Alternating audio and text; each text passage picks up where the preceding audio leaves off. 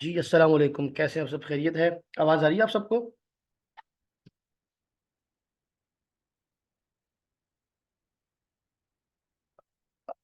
Screen share हो रही है आप लोग से?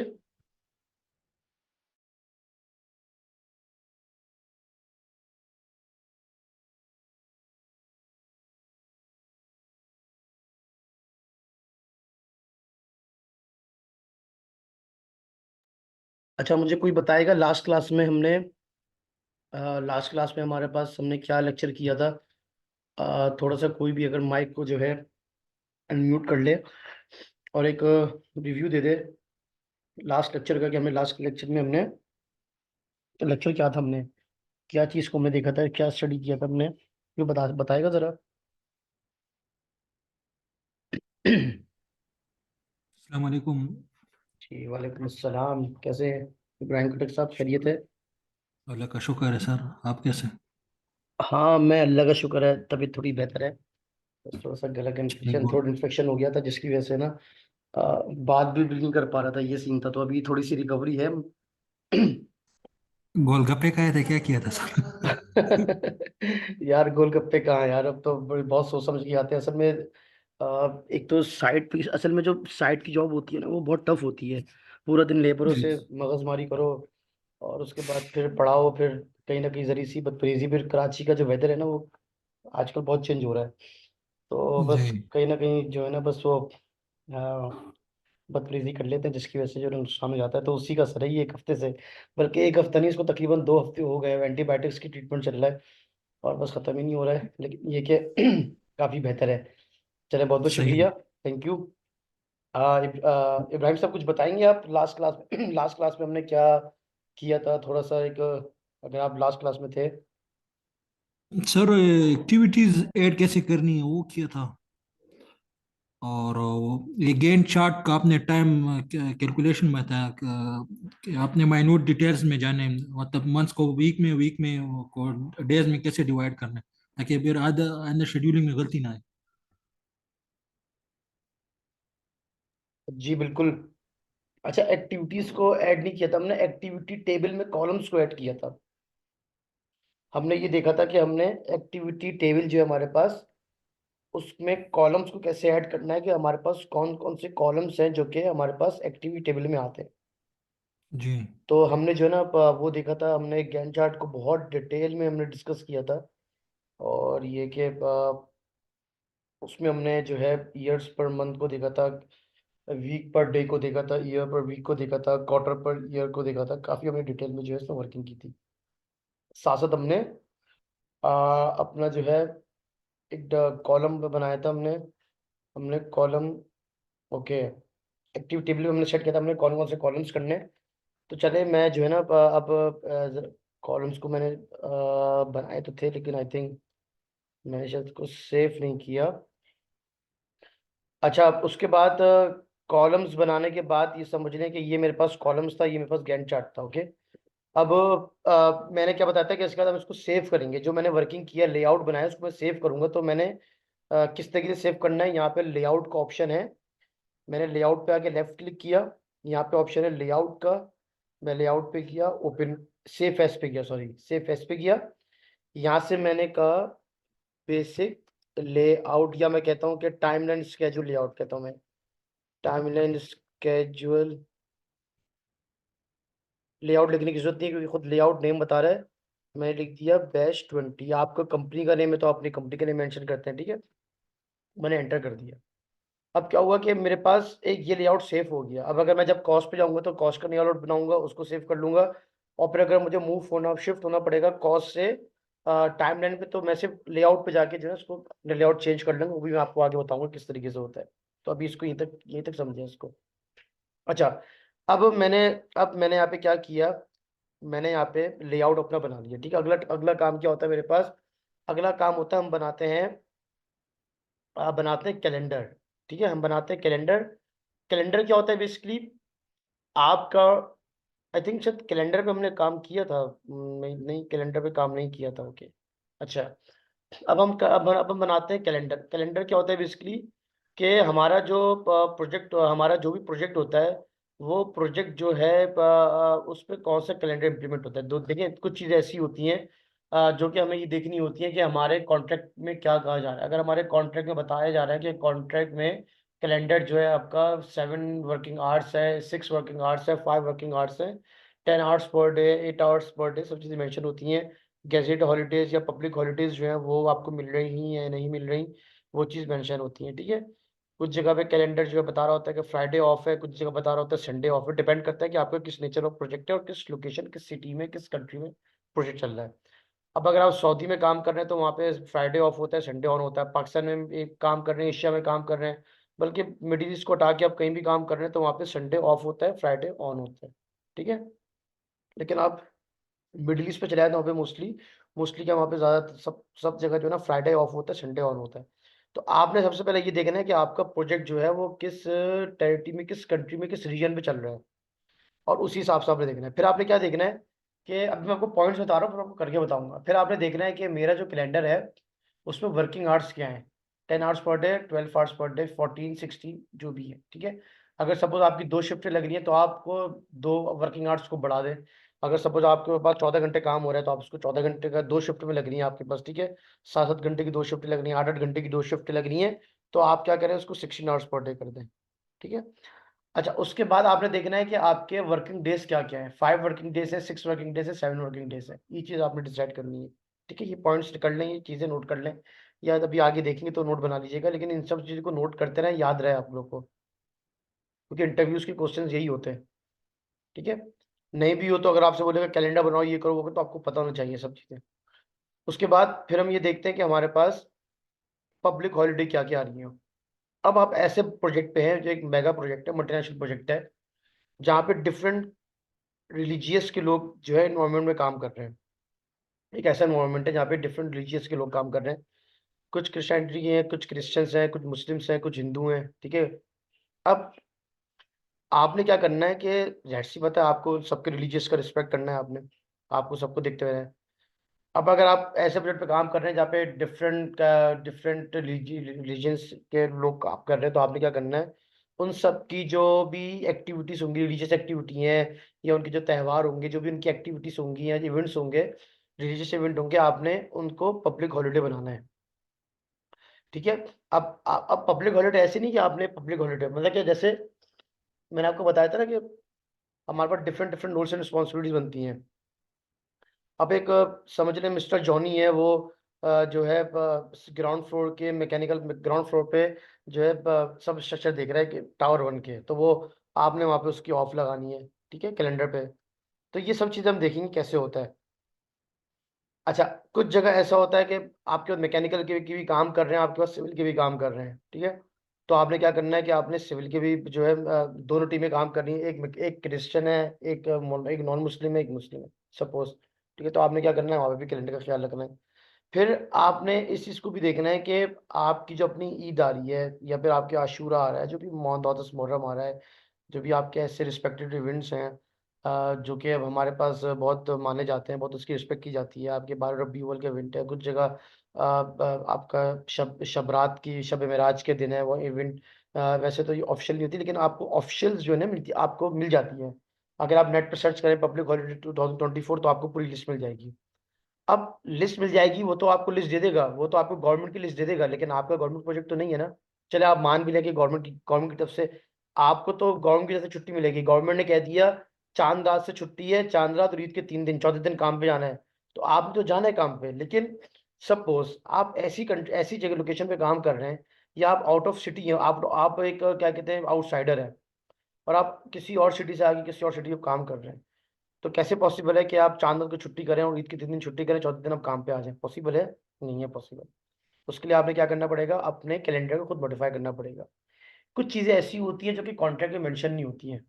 कॉन्ट्रैक्ट में आपको ये नहीं बताएगा, कॉन्ट्रैक्ट में आपको ये तो बताएगा गैजेट हॉलीडेज होंगी, ये नहीं बताएगा कि कितने दिन की होंगी। कॉन्ट्रैक्ट में आपको ये तो बता देगा ईद की छुट्टियां मिलेंगी, लेकिन ये नहीं बताएगा कितने दिन की मिलेंगी। वो आपको बता देगा जो भी पब्लिक हॉलीडे होंगी। अब पब्लिक हॉलीडे ईद के 3 दिन की है, लेकिन अब आप खुद इस चीज़ को इमेजिन करें कि पॉसिबिलिटी है कि 3 दिन के बाद लेबर आ जाएगी काम करने, या ईद के 3 दिन ही छुट्टी करेगी, चौथे दिन से लेबर काम करने शुरू हो जाएगी? नहीं है ना। कंस्ट्रक्शन इंडस्ट्री में क्या होता है, ईद से 4-5 दिन पहले या 3 दिन पहले और के बाद एक हफ्ते तक लेबर नहीं आती है, कभी कभी तो 10 दिन में नहीं आती लेबर, भाई अपनी मर्जी के मालिक है। लेकिन अगर आप इस चीज़ का ख्याल रखोगे कि नहीं मेरी लेबर 10 दिन बाद आ रही है, तो मैं क्या करूं, मेरे पे तो बहुत प्रेशर है, मुझे तो अपने स्केड्यूल में ज़्यादा छुट्टी नहीं दिखानी, और आपने गलती क्या करी, 3 दिन के बाद आपने कहा कि यार 2 दिन और दे दो, और आपने 2 दिन का करके आपने कैलेंडर साइन कर दिया और बता दिया कि इतने दिन हॉलीडे आ रहा है, और 2 दिन के बाद में नई लेबर काम करने आ जाएगी, इंशाल्लाह आ जाएगी। अब हम जो इंशाल्लाह बोलते हैं ना, वो तो जैसे तो हमें बोलना जरूरी है। लेकिन मैं जब ऑयल एंड गैस में था ना, तो वहाँ पे जो हमारा गोरा था ना, वो पता क्या बोलता था, वो कहता है मुसलमान जब इंशाल्लाह बोलता है ना, तो उसका मतलब है कि उसका काम करने का इरादा नहीं है, वो टाल मटोल कर रहा है। अब ये तो उनका ईमान है, अब हमारा ईमान क्या है कि हमने जो है ना इंशाल्लाह हलाल में बोलना, चाहे हम काम करें या ना करें, ठीक है। तो हम बोलते हैं इंशाल्लाह लेबर आ जाएगी। अब आपको पता है कि इंशाल्लाह लेबर आ तो जाएगी, लेकिन लेबर कैसे आएगी 2 दिन के बाद, लेबर तो पॉसिबल ही नहीं है ना। तो अब आप क्या करोगे, यार प्रेशर बहुत है, मैं 2 दिन का कैलेंडर लगा देता हूँ छुट्टी ईद के बाद की, और मैं फॉरवर्ड कर देता हूँ। चलो भाई, क्लाइंट खुश हो गया, कंसर्न हो गया, भाई बड़ी बात है भाई, ये कॉन्ट्रैक्टर तो भाई छा गया, इसको तो बिल मैं पहले निकालूंगा, ईद के 2 दिन के बाद ये पहुंच रहा है, काम कर रहा है। पता चला कि जब काम शुरू हुआ और ईद के 10 दिन के बाद भी लेबर नहीं आई, एक हफ्ते के बाद लेबर आ रही है, तो वो जो 5 दिन का जो डिले हो गया ना, उसका क्लाइंट कंसर्न को तो नुकसान नहीं हुआ, उसका नुकसान किसको हो गया, अब आपको नुकसान हो गया। क्या नुकसान हुआ, अब आप जब क्लेम के वक्त जाओगे ना, जब एक्सटेंशन क्लेम करोगे, अब आप बोलोगे भाई लेबर तो मेरी 3 दिन बाद आई थी, लेबर तो मेरी एक हफ्ते बाद आई है, मैं क्या करूं। तो आप क्या बोलोगे, वो क्या बोलेंगे, भाई हम क्या करें यार, आप ही ने तो हमें बताया था। वो ऐसे ऐसे शरीफ नफ्स बन जाएंगे जैसे वो ज्यादा शरीफ कोई है ही नहीं, क्लाइंट कंसर्न से ज्यादा।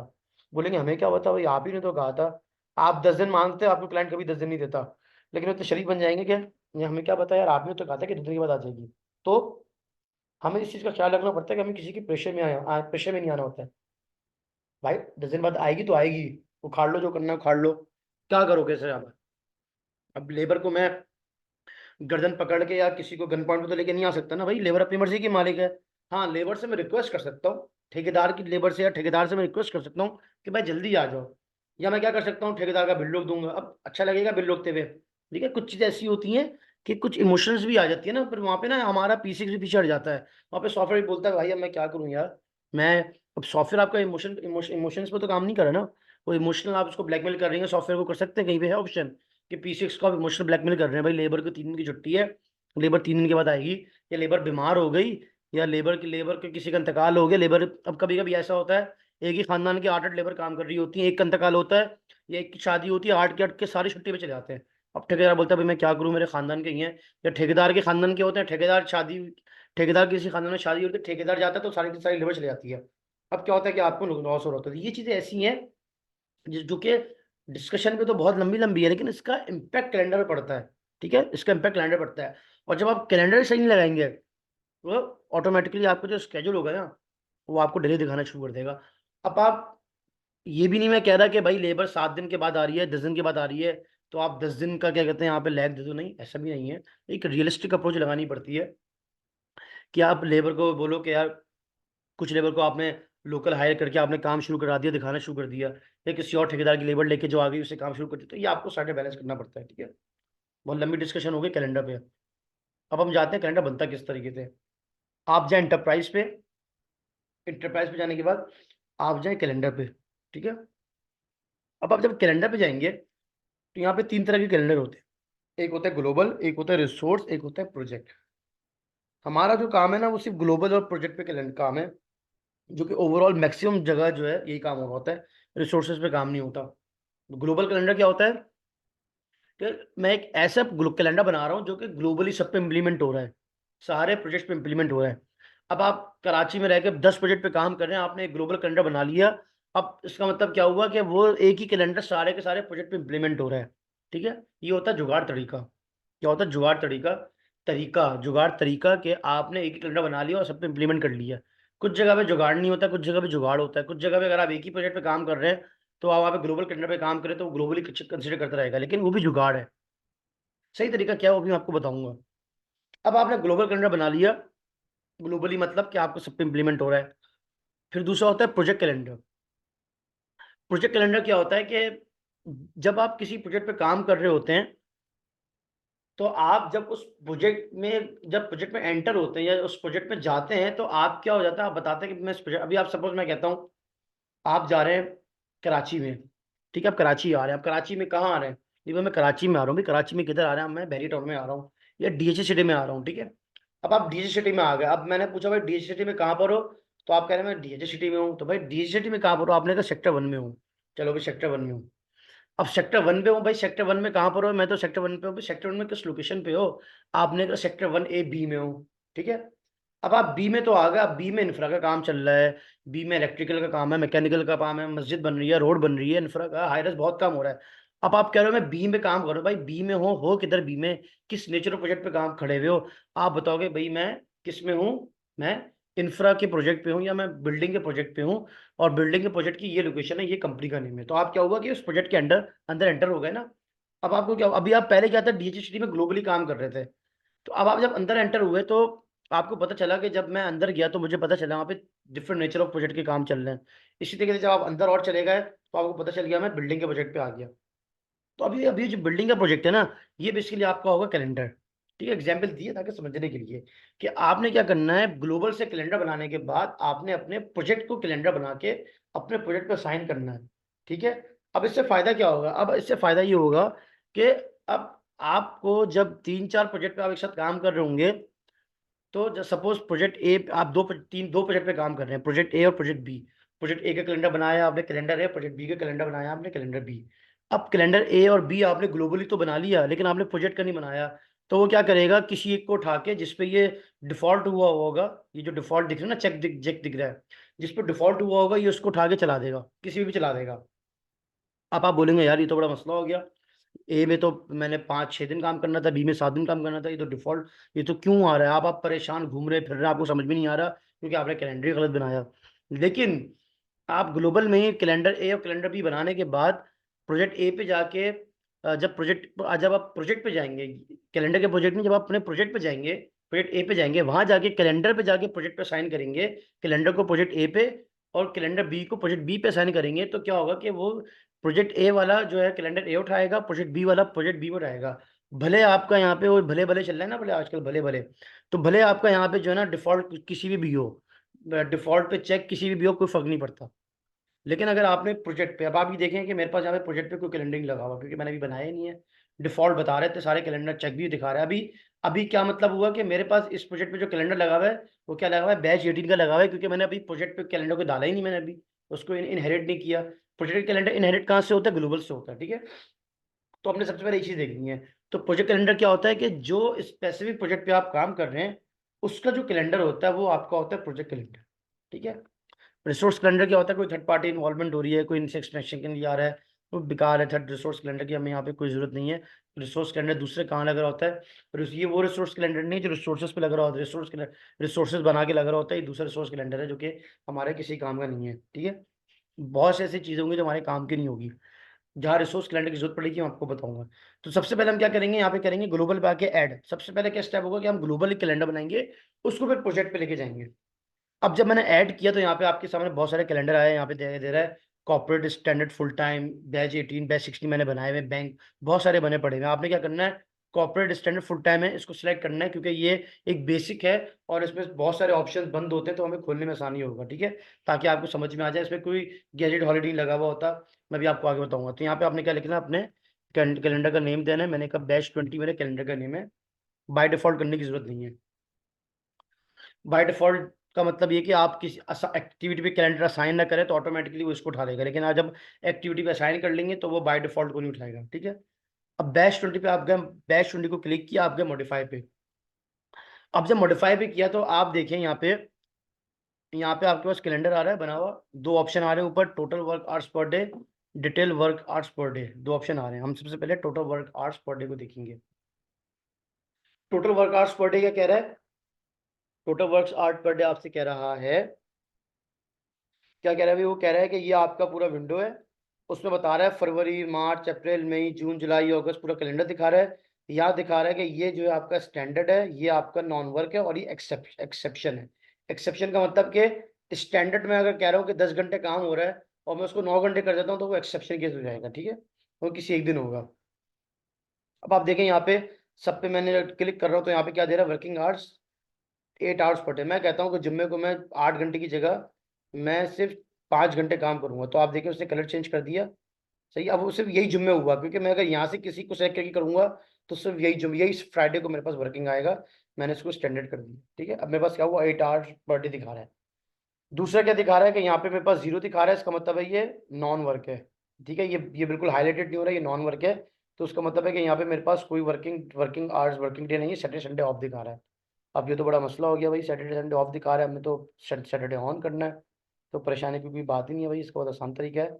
आप जाए वर्क वीक पे सबसे पहले, और अपने साथ निकालने कैलकुलेटर, ठीक है। इसके बाद आपको जरूरत पड़ेगी कैलकुलेटर की, ताकि कुछ कैलकुलेशंस मैं आपको समझाऊं, सही है। अब यहाँ पे दे रहा है मंडे, ट्यूसडे, वेडनेसडे, थर्सडे, जुम्मा, हफ्ता, इतवार, पीर, मंगल, फिर पीर, मंगल, बुध से दे रहा है, पूरा दे रहा है। आपने बता दिया मंडे, पीर, मंगल, बुध, जुमरात, जुम्मा, हफ्ता और इतवार। हफ्ता इतवार दे रहा है 0 0, इसका मतलब है इसने यहाँ पे उसको। अब यहाँ से जो आप सेट करोगे ना, ये चीज समझिएगा, यहाँ से जो मैं अगर डेज को सेट करूंगा ना, आवर्स, वो मेरे पूरे कैलेंडर पे नेक्स्ट नेक्स्ट के नेक्स्ट 2 3 साल, 5 साल, 10 साल, 15 20 साल, 50 साल, जितना बड़ा जितना कैलेंडर दिखा रहा होगा ना, वहां तक वहां पे यही दिखा रहा होगा।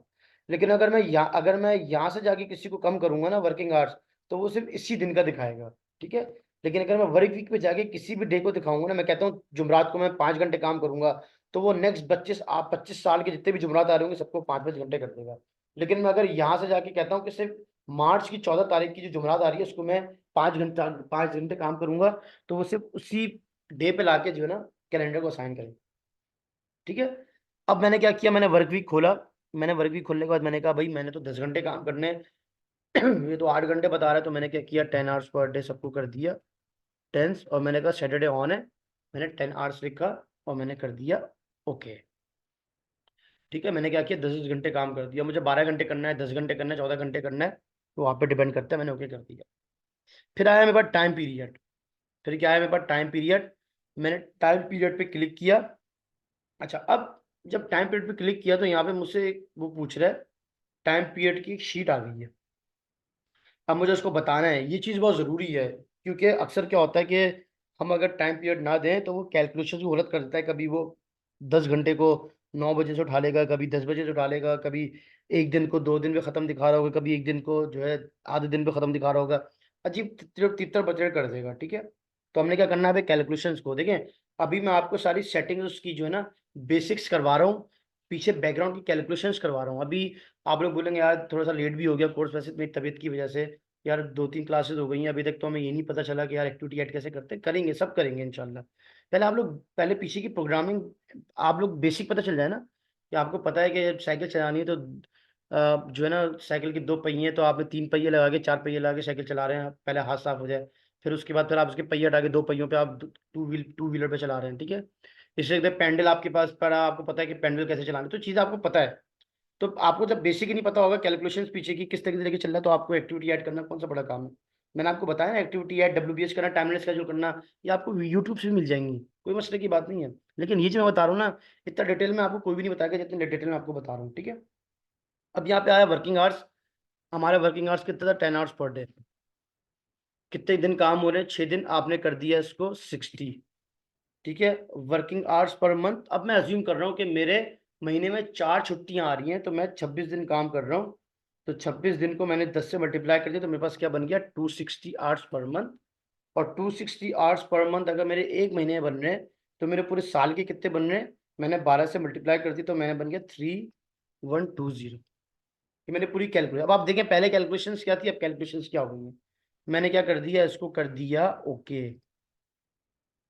हो गया भाई, ओके कर दिया। अब इसने क्या किया, working hours, working week, hours per month, hours hours per week, month और ईयर्स की कैलकुलेशन कर लिया। अब इसमें 19 20 फर्क होगा, तो मुश्किल से कुछ 2 3% का फर्क होगा, ठीक है।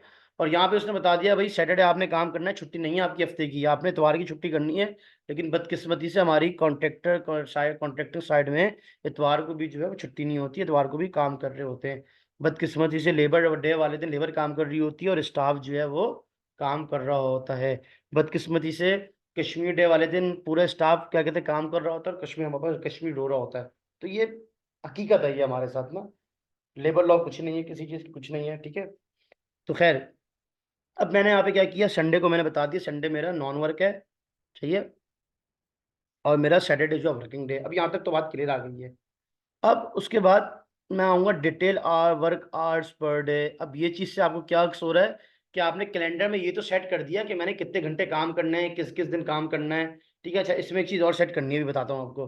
अब यहाँ पे आपने बोलना है यार मुझे गैजेट हॉलीडेज भी सेट करनी है कि पब्लिक हॉलीडे क्या आ रही है। अब आपका तो लेबर डे चले गया, 14 फरवरी की तो छुट्टी होती नहीं, 14 फेब की, ठीक है। अब आपके पास क्या आ रहा है भाई, 23 मार्च आ रहा है भाई, 23 मार्च आ रहा है, मुबारक हो भाई। फिर 23 मार्च सैटरडे को आ रहा है, 2 दिन की छुट्टी मिल गई। चलो 23 मार्च को मैंने डबल क्लिक कर दिया, ये नॉन वर्क हो गया। अब आपने पब्लिक हॉलीडे यहाँ से देनी है, आपने कहीं और से नहीं देनी, ठीक है। मार्च आ रहा है, अप्रैल आ रहा है, ठीक है। ईद कब की पड़ रही है वैसे देखना पड़ेगा, अभी भी तो मुझे याद नहीं है। क्या है आज, शाबान की 17-18 तारीख है आई थिंक, एक 10 मार्च से मेरे ख्याल से शायद ईद शुरू, रमजान शुरू हो रहा है। मैं कहता हूँ चलो अप्रैल की डेट ले रहा हूँ। अब ये चीज़ आपने ना पूरी पब्लिक हॉलीडे निकालनी है। आपने नेट पे जाना है, पब्लिक हॉलीडे सर्च करना है वहां से। सही है आपने। हाँ, किसी का मैसेज आया भाई, 10 अप्रैल को ईद पड़ रही है भाई, बहुत बहुत शुक्रिया। 10 अप्रैल को ईद पड़ रही है, तो मैंने क्या किया, 10 अप्रैल को ईद है, तो मैंने बोला भाई Monday, Tuesday, Wednesday, Thursday, Friday, Saturday, ये मेरी भाई पब्लिक हॉलीडे मेरे पास बनेंगी, कुछ भी कर लो, हर हाल में बनेंगी। अब इसका देने का फायदा ये है कि भाई आपने यहाँ पे बचत नहीं करनी है, आपने यहाँ पे एक्स्ट्रा ऑर्डिनरी एफिशिएंसी नहीं दिखाना है कि मैं जो है ना इतने दिन से ज्यादा छुट्टी दूंगा ही नहीं किसी को, कुछ भी कर लो। आप कुछ नहीं कर सकते भाई, लेबर के आगे कुछ भी नहीं कर सकते। लेबर बोलेगी मैं नहीं आ रहा, जो खाना है खा लो, गाँव आ जाओ मेरे। सही है, मैं ऐसे गाँव में रहता हूँ, तुम लोग कुछ भी नहीं सकते वहाँ पे। तो अब आपने यहाँ पे क्या करना है भाई, सरेंडर करना है और लीडर को बोलना है, भाई जैसे तू बता दे किस दिन आएगा, उसी हिसाब से मैं अपना प्लान कर लूंगा। अब जेड सी बात है, लेबर बताएगी 10 तारीख को आएगी, वो 12 तारीख को, तो आपने इज्जत से 12 तारीख तक आपने छुट्टी देनी है। लेबर बोलती है नहीं मैं 13 तारीख को आ जाऊंगी, आ जाऊंगा, सॉरी आऊंगी तो नहीं, खैर आती नहीं है लेबर, आऊंगा जो भी होगा। तो 13 तारीख को हम लेबर कह रहे हैं हम आ जाएंगे। अब आपने कहा कि भाई 13 तारीख को कह रहे हैं, तो इसका मतलब है कि संडे भी छुट्टी करेगा, आपने मंडे से काम शुरू करना है, ठीक है। और मंडे को भी पूरी लेबर नहीं आएगी, थोड़ी थोड़ी करके आएगी, लेकिन कहीं ना कहीं इफेक्ट पड़ता है। तो हम हमेशा जो है ना रियलिस्टिक यहाँ पे हॉलीडेज रखते हैं, रियलिस्टिक हॉलीडे रखते हैं, और उस पर ना हम आर्गूमेंट भी आर्ग्यू भी करते हैं कि भाई पॉसिबल ही नहीं है, कैसे, मतलब कि अब प्रोजेक्ट मैनेजर थोड़ी बेलचे चलाएगा, प्रोजेक्ट मैनेजर सरिया थोड़ी बांध लेगा, भाई लेबर आएगी तो काम करेगी। खैर, अब आपने यहाँ पे पब्लिक हॉलीडे डाल दी, अब आप आए आगे भाई, और क्या भाई, अब तो बहुत छुट्टियां आ रही हैं आपने। अब जो भी छुट्टियां आ रही है मुझे याद नहीं है, वो आपने नेट से देख लेना, ठीक है। अब आप आए detail work hours per day पे, किस पे आए, detail work hours per day पे। अब यहाँ आप देखें लेफ्ट पे आपको दे रहा है वर्किंग आवर्स, वर्क आवर्स दे रहा है, ठीक है। ये 30-30 मिनट्स के इंटरवल पे दे रहा है, और ये बता रहा है कि सुबह 7 बजे से लेके रात के 12 बजे तक, मतलब कि आधा घंटा, 7:30, 8, 8:30, 9, 10, ये 11 बज गए, 12, और ये बज गया आपके 5 बज गए, ठीक है। मतलब कि 4:30 बजे और 16, 4:30, 4:30 और ये 5। अब ये क्या कह रहा है कि 7 बजे से लेके आपकी साइड कितने बजे शुरू हो रही है, सुबह 7 बजे से लेके 16, मतलब 5 बजे तक आपकी साइड जो काम चल रही है। ये चीज समझना बहुत जरूरी है, क्योंकि अक्सर हम लोग क्या कर रहे होते हैं, कैलेंडर बना के असाइन कर तो देते हैं, लेकिन हमारे पास क्या गलती हो रही होती है, हमारे पास क्या होता है कि मैं अगर सपोज ये ना दूं कुछ जगह, अच्छा इत्तेफाक से जो है ना, यहाँ पे मैंने आपको स्टैंडर्ड क्यों सेट करवाया है, स्टैंडर्ड जो है ना, स्टैंडर्ड जो मैंने आपको सेट कराया था कॉर्पोरेशन वाला, उसमें ये चीजें सेट होती 7 बजे की। कुछ जगह पे क्या होगी, कुछ जगह पे क्या होगा, 7 बजे के बजाय 10 बजे काम कर रहा होगा, ठीक है। अब आपको पता ही नहीं है पीछे भाई। अब आपने जब खोल के देखा तो पता चला वो एक दिन दिखा रहा है, 11 तारीख और 12 तारीख। अब बोले यार एक दिन 11 और 12 कैसे दिखा रहा है यार, कहाँ गलती हो गई है। तो उसका मतलब क्या हुआ कि वो एक दिन 10 बजे से लेके 12 घंटे को खत्म कर रहा है, कहाँ पे, 5 बजे के बाद 12 घंटे शुरू कर रहा है, वो अगले रात को 9 या अगले दिन के खत्म कर रहा है। तो क्या हो गया कि ये बेसिकली पीछे से पूरा कम्युनिटी पूरा हो रहा आता है, ठीक है। अगर सपोज कहीं पे 1.5 1.5 घंटा भी आ रहा है, तो वो आधा घंटा इधर लेगा, आधा आधा घंटा अगले दिन में ले लेगा। अब वो आधा आधा घंटा करके ना वो पूरे पूरी कैलकुलेशन गलती कर रहा था। तो सबसे पहले आपने ये चीज सेलेक्ट करना है कि आपके पास यहाँ पे वर्क आवर्स क्या है, स्टार्टिंग एंड एंड पॉइंट, आपने एंड जो आवर्स उसके मेंशन करने हैं, कितने बजे शुरू हो रहा है और कितने बजे खत्म हो रहा है। ये चीज आप उसको नहीं बताएंगे तो क्या होगा कि वो अपने हिसाब से कर लेगा, भाई आपने अपने हिसाब से बताना है। तो यहाँ पे आपने क्या करना है, अच्छा एक तरीका और ये था कि आप जाए वर्क वीक पे, यहाँ से आपने इंडिविजुअल्स को सिलेक्ट कर लिया, मंडे, ट्यूसडे, वेडनेसडे, थर्सडे। अब आप कहते हैं कि नहीं यार 7 बजे नहीं, मैं 8 बजे शुरू करूंगा, 6 बजे खत्म करूंगा। आपने मंडे को क्लिक किया, आपने इसको डबल क्लिक किया, इसको डबल क्लिक किया, ठीक है। और आपने जैसे इसको ओके किया सॉरी, आप सॉरी मैं कहाँ चला गया इत्तेफाक से, अच्छा हाँ, मंडे को क्लिक किया, तो अब आपने यहाँ से बढ़ाया आगे, ठीक है। यहाँ से बढ़ाया आपने, अब आपके पास जितने भी मंडे आ रहे होंगे ना, उस मंडे को वो 8 से 6 लेके चल रहा होगा, लेकिन आपने शुरू करना है 7 से, तो आप यहाँ से 7 से कर लोगे। ट्यूजडे पे आ जाओ, हर इंडिविजुअल को आपने जाके एक मरतबा सेलेक्ट कर लेना है, फिर जितने भी मंडे जितने भी वर्किंग डेज आ रही होंगी सबको खुद ही सेलेक्ट कर लेगा, ठीक है। तो मैं वापस पोजीशन पे उसको ले आता हूँ, मैं ले आया इसको वापस, और मैंने कहा भाई 7 बजे से काम शुरू करना है। अभी आपने यहाँ वो देना जो लेबर काम करेगी, ठीक है। लेबर का 7 बजे काम शुरू हो जाता है, 5 बजे खत्म होता है, 5 बजे उनका ओवर टाइम शुरू हो जाता है। आप कुछ भी कर लें, आपकी लेबर 6 बजे की है, क्या लेबर की टाइमिंग है आपने वो देखना है यहाँ पे, ठीक है। वही आपने देखना है, और आपने यहाँ पे सारी की सारी वर्किंग करके आपने उसको ओके कर देना है।